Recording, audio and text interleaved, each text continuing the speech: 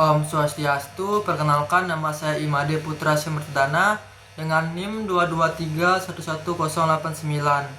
Di sini dengan nomor absen 35. Di sini saya akan mereview ulang anatomi topografi ekremitas cranialis, yaitu pada bagian regiosculohumeri bagian lateralis, regiosculohumeri bagian medial, yang terakhir regio anterobrachii dan manus. Nah ini ya. Nah, yang pertama itu fascia. Nah, fascia ini merupakan pembungkus terluar otot sebagai diskator. Fascia ini terbagi beberapa bagian, yaitu fascia omobrachialis, fascia antebrachialis, fascia carpalis, fascia metacarpalis, dan fascia digitalis. Nah, yang pertama itu yaitu pembungkus terluar otot, yaitu musculus fasciae yang ini, dan yang ini musculus cut fasciae, yang ini musculus cut colli, yang ini musculus cutaneus omobrachialis, dan yang terakhir musculus cut trunci. Nah, fungsi dari musculus ini sebagai penggerak kulit untuk mengusir lalat dan parasit. Nah, setelah kita koakan musculus ini, terdapat beberapa bagian musculus. Yang pertama, musculus transversius yang berbentuk otot segitiga terbalik, yang berfungsi sebagai penggerak os scapula ke arah cornea dorsal dan caudodorsal. Nah, vaskulasinya itu arteri vertebralis, interfasinya itu ramus dorsal nervus spinal accessorius. Selanjutnya pada bagian ini terdapat musculus lactissimus dorsi. Ini ya. Nah, musculus lactissimus dorsi ini berfungsi sebagai penggerak humerus ke arah dorsal dan caudal. Nah, vaskulasinya itu arteri subcapularis, yang kedua arteri thoracoldorsalis, yang ketiga arteri intercordorsalis, yang keempat arteri lumbalis. Nah, interfasinya itu nervus thoracoldorsalis. Nah, selanjutnya itu pada bagian ini ada bentukan seperti kipas gergaji yang dinamakan musculus serratus ventralis thoracis. Nah, musculus ini bertaut pada dua bagian, yaitu pars cervicalis cranial dan pars cervicalis caudal. Bentuknya pada bagian ini terdapat musculus pectoralis. Ini ya. Nah, musculus pectoralis ini dibagi dua bagian, yaitu superficialis dan musculus pectoralis profundus. Nah, kita bergeser ke bagian sini, terdapat musculus deltoideus, ya. Dan terdapat musculus omotransversius. Musculus omotransversius ini terletak di leher yang berfungsi untuk menggerakkan kepala dan leher.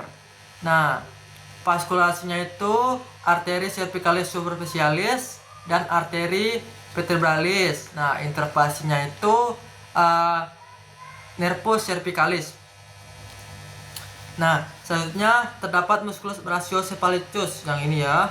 Nah, musculus brachiocephalicis ini dibagi dua bagian, yaitu pars claudocephalicus dan pars claudobrachialis. Baik, berikutnya terdapat musculus yang ini, yang ditunjuk panah ini, yang dinamakan musculus rhomboideus. Musculus ini terbagi dua bagian, yaitu musculus rhomboideus cervicis dan musculus rhomboideus thoracis. Cervicis yang mengarah ke kepala, thoracis yang mengarah ke torak. Fungsinya itu sebagai penggerak skapula ke arah dorsal dan kranial. Vaskulasinya itu arteri cervicalis profundus. Interfasnya itu nervus cervicalis 6 dan 7 ramus dorsal. Baik. Pada bagian ini terdapat muskulus yang pertama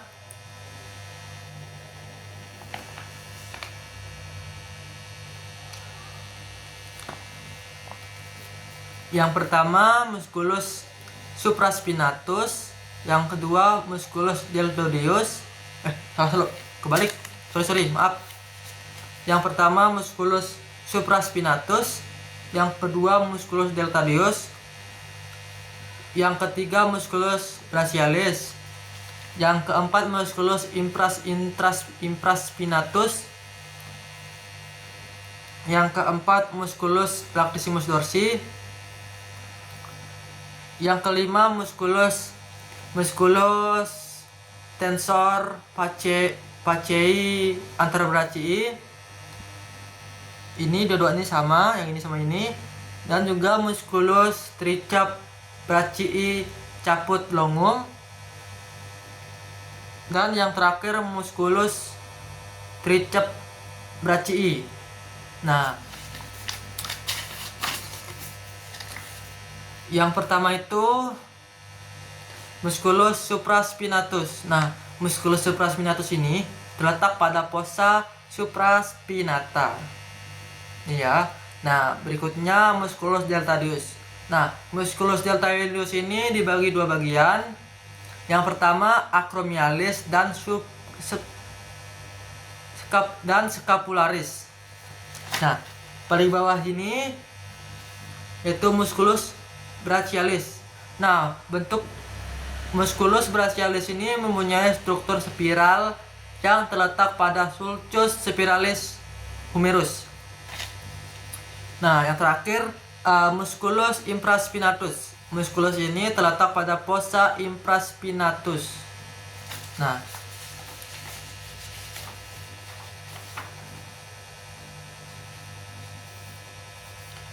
baik, pada bagian ini yang pertama ini musculus tricep brachii caput lateral. Ini juga musculus tricep brachii caput lateral.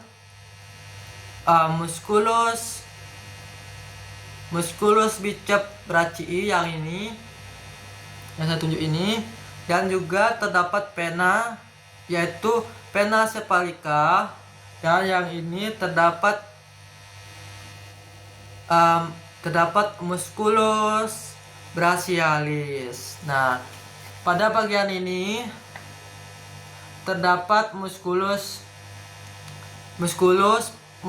tensor fascia anterobrachii, dan yang ini musculus tricep brachii caput longum, dan yang terakhir musculus anconeus yang ini ya.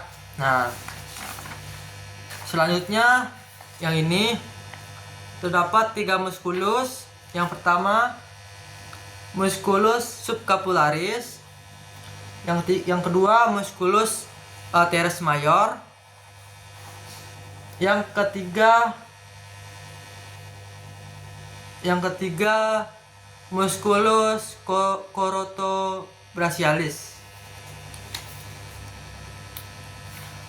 Itu untuk review anatomi topografi ekstremitas kranial bagian renggiosculohumeri bagian medial dan lateral. Saya akan menyebutkan musculus pada renggio anterobrachii dan manus. Pada renggio ini dibagi dua bagian, yaitu extensor dan flexor. Yang pertama itu extensor. Yang pertama musculus extensor carpi radialis.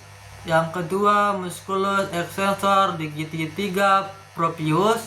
Yang ketiga musculus extensor digitorum communis.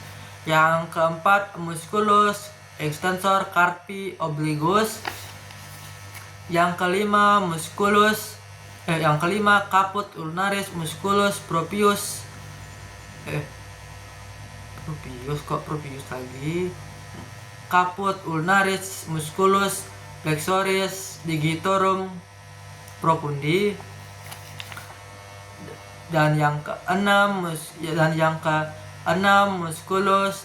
musculus extensor digiti 4 propius. Dan yang ketujuh yaitu musculus extensor carpi ulnaris atau musculus ulnaris lateralis. Baik, pada bagian flexor terdapat musculus flexor carpi radialis. Yang kedua musculus flexor carpi ulnaris. Yang ketiga yang ini ya, yaitu musculus pronator teres. Dan yang terakhir yaitu musculus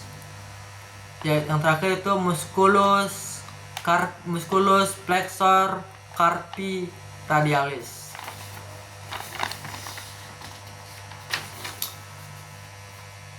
Sekian review anatomi topografi ekstremitas cranialis ringio anterobrachii dan manus.